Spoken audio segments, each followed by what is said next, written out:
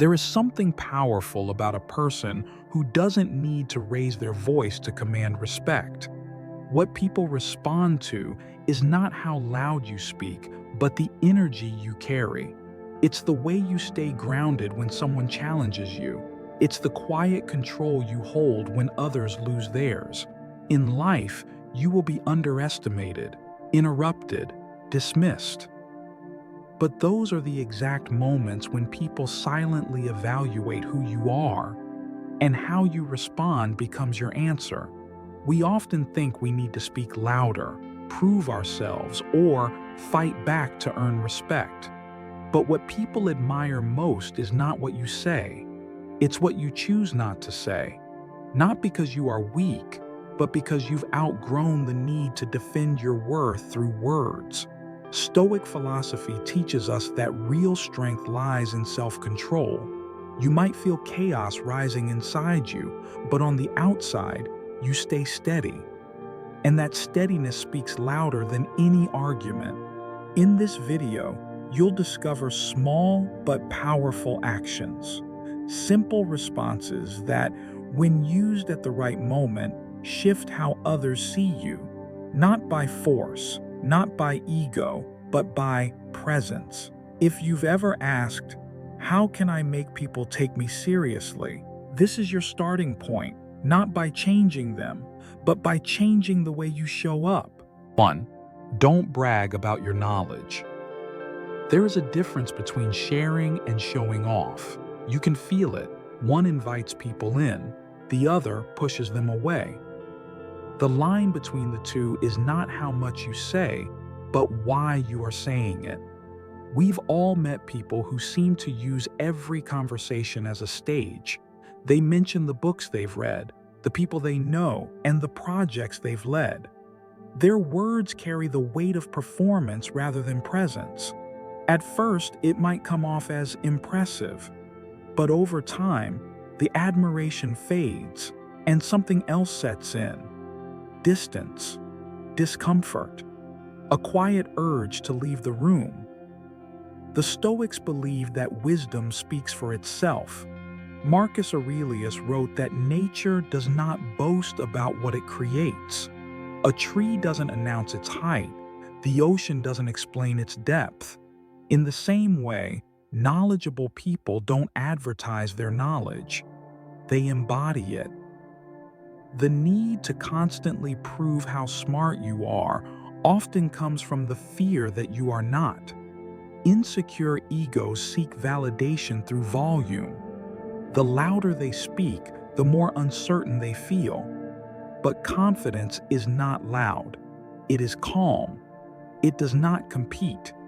It does not chase attention. It simply exists, grounded in experience and intention. Bragging, even when dressed up as sharing, is rarely about connection. It is about control. It is about managing how others see you instead of showing them who you truly are. And when your focus is on performance, you lose your ability to listen, to ask, to be curious. You stop being a person in the room and start becoming a persona. The irony is that in trying to appear more intelligent, you come off as less. So what do intelligent people do differently?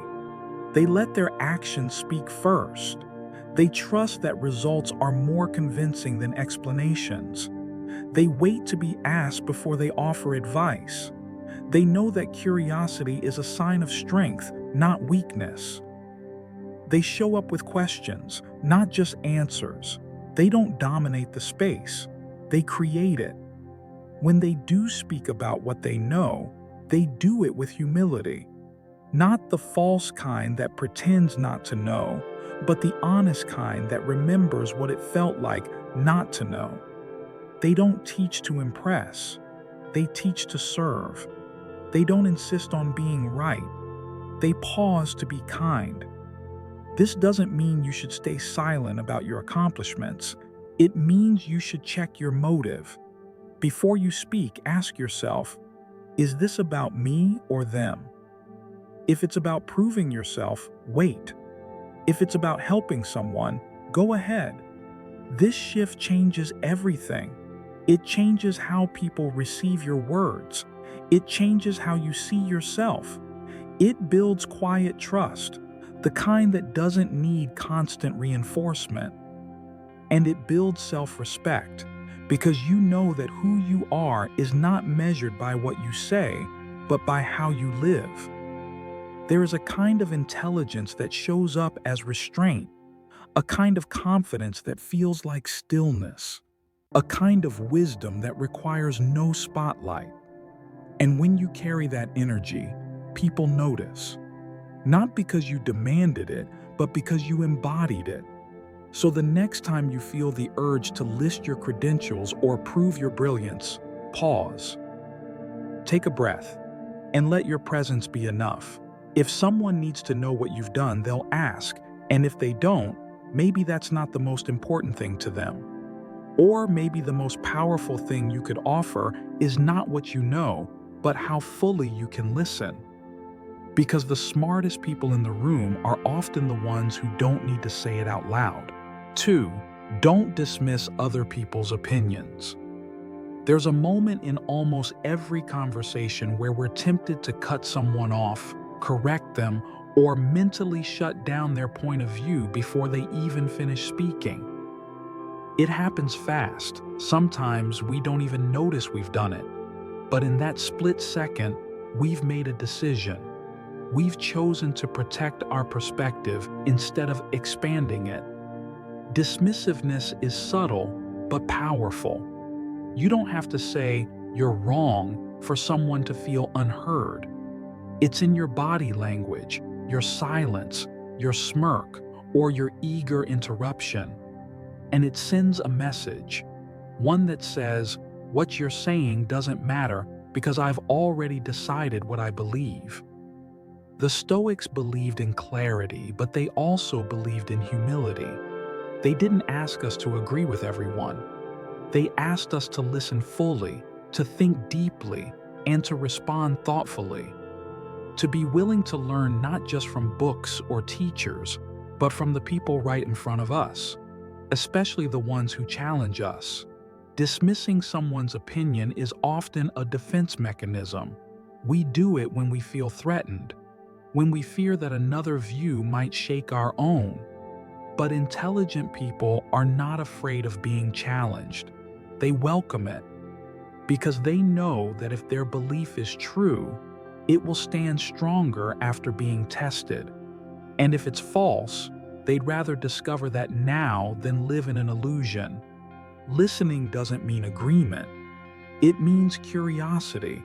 It means being strong enough to hold space for difference. To ask, what if I'm missing something? Instead of racing to prove, I'm always right. Because the truth is, no one is always right. But not everyone is always willing to learn. In practical terms, this looks like slowing down your responses, letting people finish their thoughts before jumping in, asking more questions than you give answers, repeating what they said to make sure you understood it, and then, only then, offering your perspective, not as a weapon, but as a possibility. This kind of communication feels different. It invites dialogue instead of debate. It creates understanding instead of division. And it earns you the respect of the people who may never agree with you, but who will still value what you bring to the conversation. It also changes how you see yourself. The more you practice openness, the less rigid your identity becomes. You stop needing to be the smart one or the one who's always right. You start becoming the person who is simply present, honest, and committed to truth above ego. That's the kind of intelligence that lasts. Not the ability to win arguments, but the ability to create space where wisdom can emerge. So the next time someone offers a perspective that challenges you, pause. Notice your reaction and ask yourself, what would it look like to respond with humility instead of defense? Because the quality of your communication does not just shape your relationships, it shapes your mind. And your mind, when open and grounded, becomes your greatest strength. 3. Refrain from complaining without purpose. There is a kind of exhaustion that doesn't come from work, but from the words we speak every day. Complaining doesn't make problems go away. It only makes us more attached to our sense of helplessness. At first, we think we're just letting off steam. But if repeated often enough, it becomes a way of living, one that slowly erodes our belief in our ability to change. The Stoics did not dismiss pain. They never asked us to pretend everything is fine. They simply warned that if you speak about the negative too often, you will train your mind to believe that it's the whole truth. Marcus Aurelius wrote that we are not harmed by events, but by how we interpret them. Complaining is a form of interpretation, one that is repetitive, negative, and directionless. You are allowed to feel tired. You are allowed to feel discouraged. But when you complain without purpose, you're not healing. You're reinforcing a pattern that keeps you stuck. You're not seeking solutions. You're seeking sympathy. And in doing so, you delay the very action that could move you forward. So what do intelligent people do instead? They observe. When discomfort arises, they pause. They ask, what is this emotion trying to tell me? If it's sadness, they write it out. If it's pressure, they breathe. If it's frustration, they take one small action toward change. They don't let their words escalate their emotions. They don't let negativity spill out before clarity has arrived.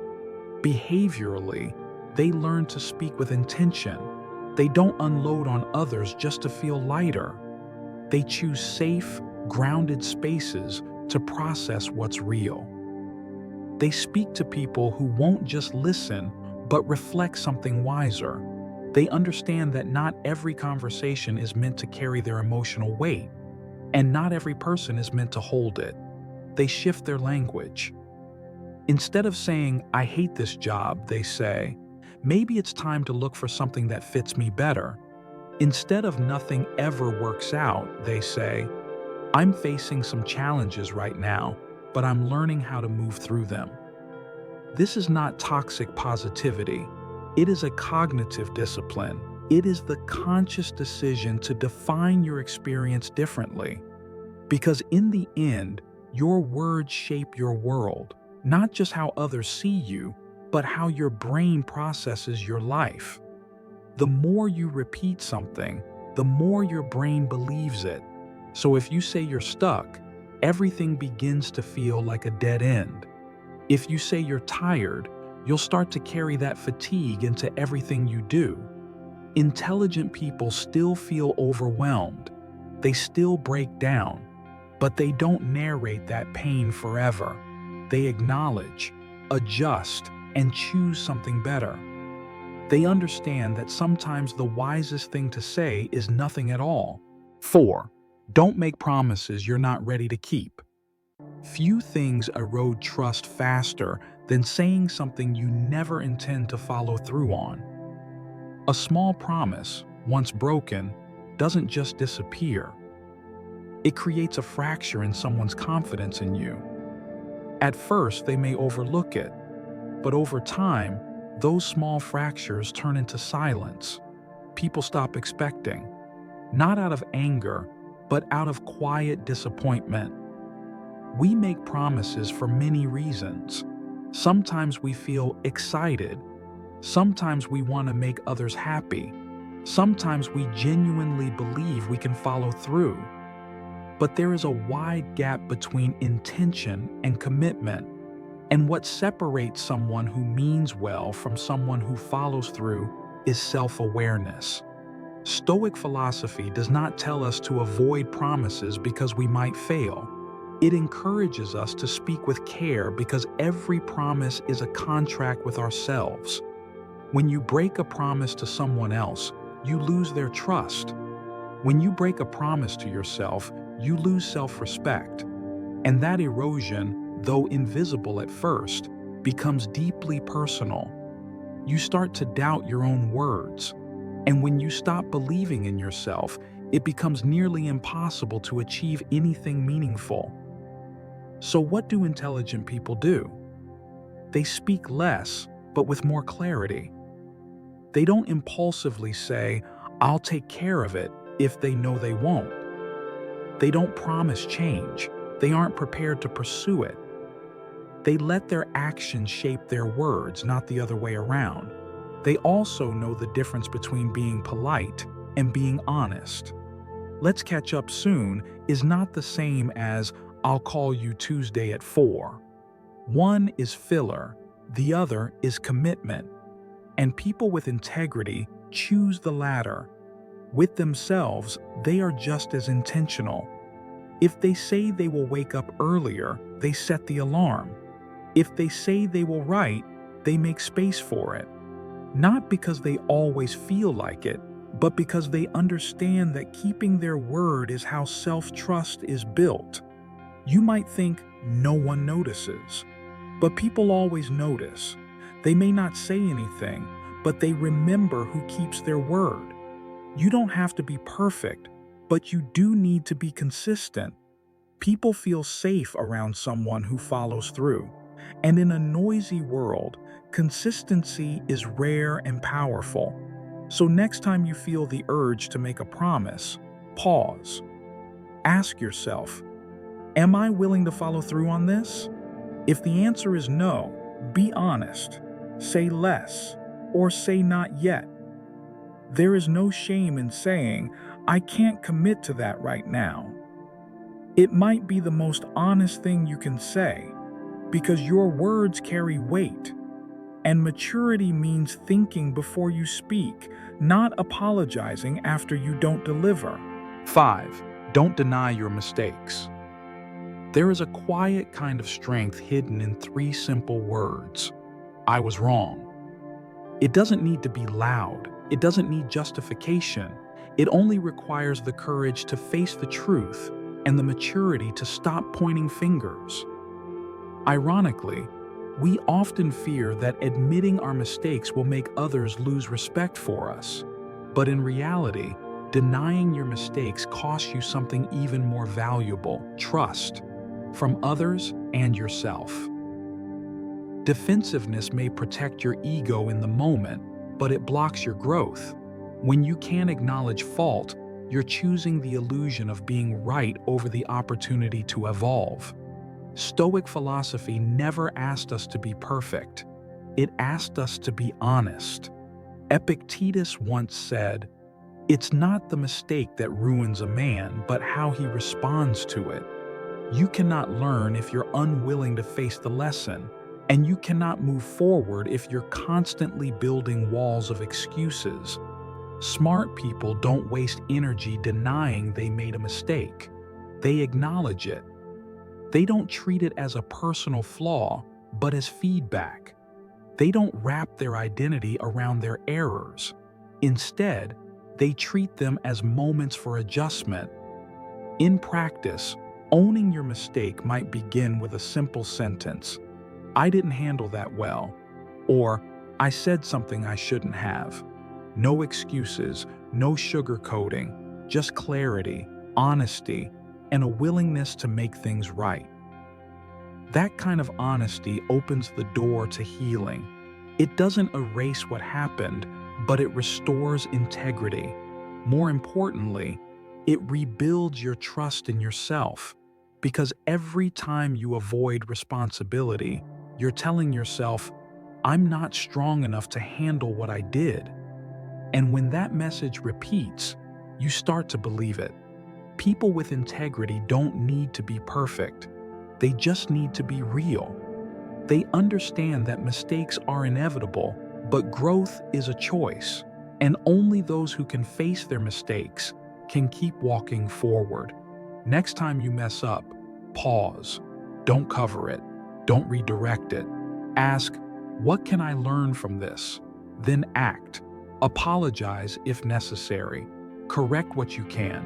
And most of all, commit to doing better. That's not just cleaning up a mistake.